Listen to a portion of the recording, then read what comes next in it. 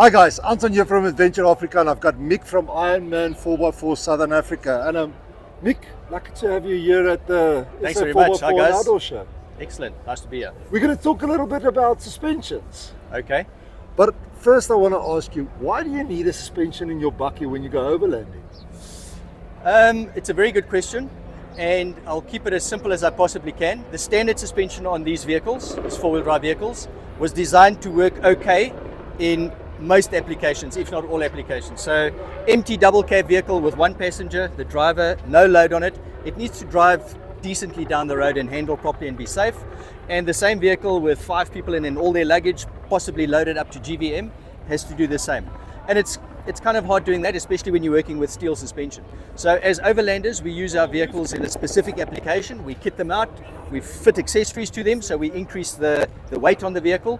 It can be constant weight or occasional weight. We fit accessories to the front, bull bars, winches, maybe batteries, spotlights and stuff that drags the nose of the vehicle down, and that's when you need to help the standard suspension so that you can ensure that your vehicle is safe and that you don't damage any of the vehicle componentry. But okay, I mean, you go and look at the range of suspensions today, available today. There's the one with a little canister, and you've got foam cell, and you've got this, and you've got that.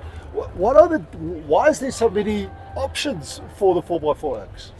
Well, there are different shock absorber technologies out there, and different companies stand by those technologies. Bilstein, for argument's sake, they swear by monotube shock absorbers, fantastic shocks. For the most part, vehicles are launched and come out as standard with nitro gas shocks, nitrogen gas charged twin tube hydraulic shock absorbers, and they're fine. But you can, with a loaded vehicle going down a bad road in Namibia or Botswana, you can overheat the shocks, make them fade, and then you either need a bigger gas shock or a different technology to counter that buildup of heat and the shock fade, and that's where things like foam cell, reservoir shock absorbers, monotube shock absorbers come in. Okay, so now here's a contentions topic actually, and that for me is spacers. Some people put in spacers to level out the vehicle. What is your feeling about spacers? Are they good? Are they bad? Should you do it? Should you not? I know it's a difficult one. I'm not difficult. I'm trying to be as diplomatic as possible. My initial answer is hell no. You know, spacers are not a good idea for various reasons. Spacers increase the ride height.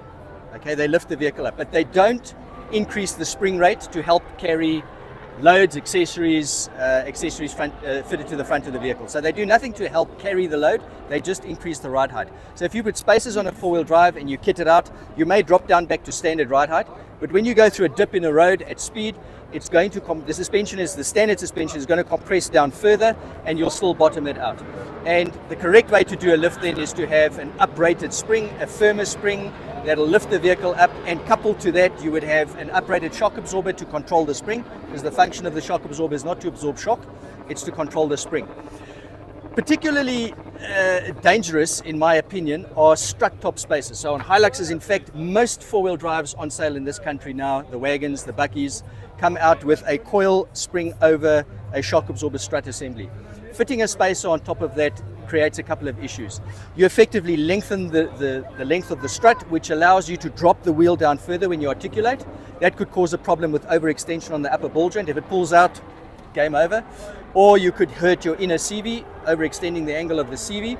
And then on compression, because the collapsed length of the strut is now also longer by that spacer that you fitted to the top, you could run out of travel on your spring, and the shock absorber and spring, the strut assembly, then compresses totally before your bump stops come into play. Yeah. When you compress the spring all the way, and you can damage something. It's dangerous. It's absolutely a no-no in our books. Okay, so where does a guy start if he's looking for a suspension for his vehicle or wants to kit out his vehicle? A lot of guys will go and the first thing they do is suspension, and then they start doing the rest. But yep. I know from previous chats that we had, you guys don't really recommend that. So the way we approach suspension is, and indeed accessorizing your overlanding four-wheel drive, is to only fit what is necessary, what you're going to need. It's nice to have all the bells and whistles. It's weight, it's heavy, it's unnecessary.